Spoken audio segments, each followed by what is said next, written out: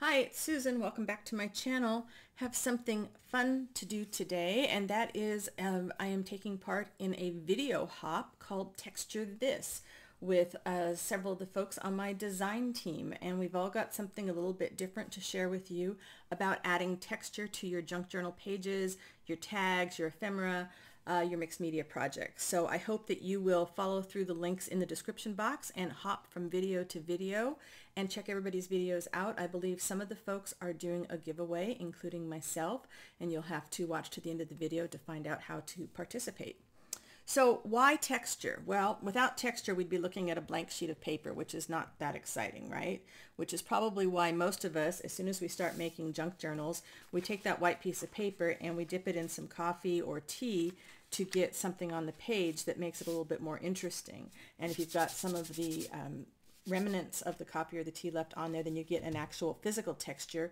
But mostly what you get is this implied texture. You've got a little bit of wrinkles, you've got the staining, you've got the distressing at the edges, and that gives it a much aged look, and it's a lot more interesting to look at, than here. One of the other things you can do for texture is you can do some eco dyeing, and you've got then the ridges in the paper, so you can physically feel the texture on the page. And then you've got the leaf impressions, which gives you another dimension to it, and then you've got the color, which gives you something else. Or you could do something like this, which are my leaf impressions that I do with distress sprays. And while this is completely smooth, you don't physically feel anything on the page. It looks like there's something on the page because you've got the impressions from the leaves. So all of that is a lot more exciting to look at than a blank sheet of paper, right? One of the ways I like to add texture to a page, though, is using text. I use a lot of text in my journals, and so I try to come up with a lot of different ways that I can add some interest to it rather than just, gluing down a quote. And you can do that. There's nothing wrong with just printing out your quotes and, gluing them down on your page. This is a quote just printed on some coffee stained paper, coffee dyed paper. This is the same coffee dyed paper, but this way the quote has been printed and then I've done some distressing around it. So already you can see you've got a little bit more interest, right, on the page. One's going to make it stand out a little bit more. It makes it look like the paper is sticking up maybe a little bit higher than it is here. Now I could put some backing on it. I could take a brown piece of paper and put that there. And again, you're going to get two different looks. One if you have the distressing around the edges, and one if you don't. Now I could also just take that same piece of paper and crumple it up and go over it with some of my distress stains and give it a little bit more texture there. That's an actual physical texture that I can touch. And then I can take these same quotes and I can put them on something and they're going to look a little differently. And of course, you would tear it down to the right size for your page. Another thing you can do with your text is you can use a Stabilo or China marker to go around the edges of what you've glued onto the page. And that's what I've done here, is that I have glued this down onto the page, and then you sort of go around what you've glued down and you take a Q-tip and dampen it, and then that sort of blends everything in so you don't have the harsh lines, and that gives you a little bit more edging on around your text. But with me, it's usually the sewing machine that I'm using to add some texture on with my words that I'm going to put on the page. So let's get some of these things out of the way here. All right, let's get back to just a regular coffee dyed piece of paper. So this is the same piece of brown paper that I had crinkled up and added just some distress things over the highlights, and then sewed my text to it. And you can leave your strings to it, and that of course is going to give you yet another dimension. I like to go around about 3 times when I'm doing these.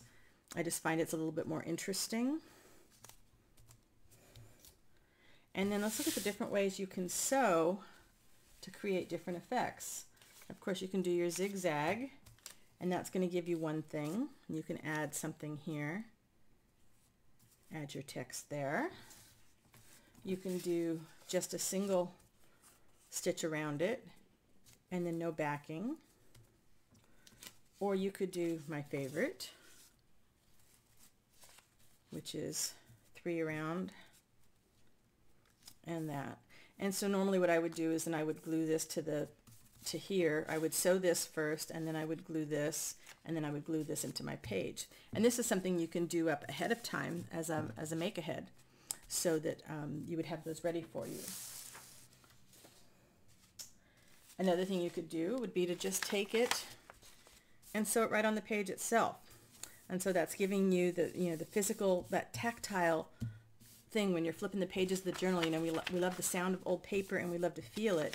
And then on the other side, you've got a little bit more texture here. And if you don't like that, then you can take one of your other things and cover it up so you don't have to see it. But I would say probably the thing I do most of all is this. I will have a quote,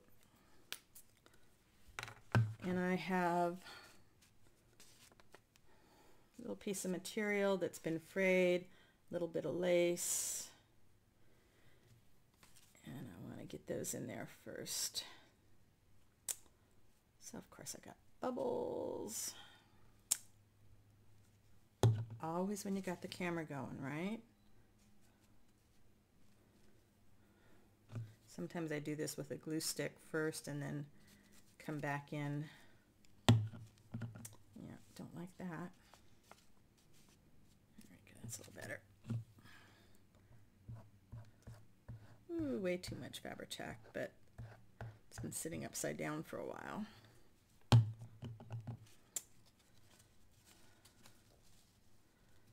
No, I like it on top. And it just adds just a little bit of something else. You've got the fabric, you've got the lace, and you've got your quote. And maybe you don't even want to do it with a quote. Maybe you have a beautiful page like this and you want to just add a little bit of something. I'll take, from the scraps we always have on our desks, right? Way too much Fabri-Tac. I'm going to have to pull some of that out because it's definitely going to go through my thing. And just to add a little bit of interest to the page, we've got the color. I want to add just a little bit of something else.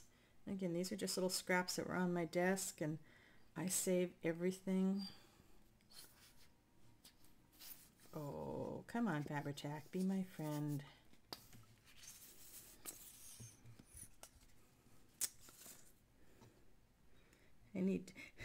I need a new bottle, but I'm not going to do it yet. All right.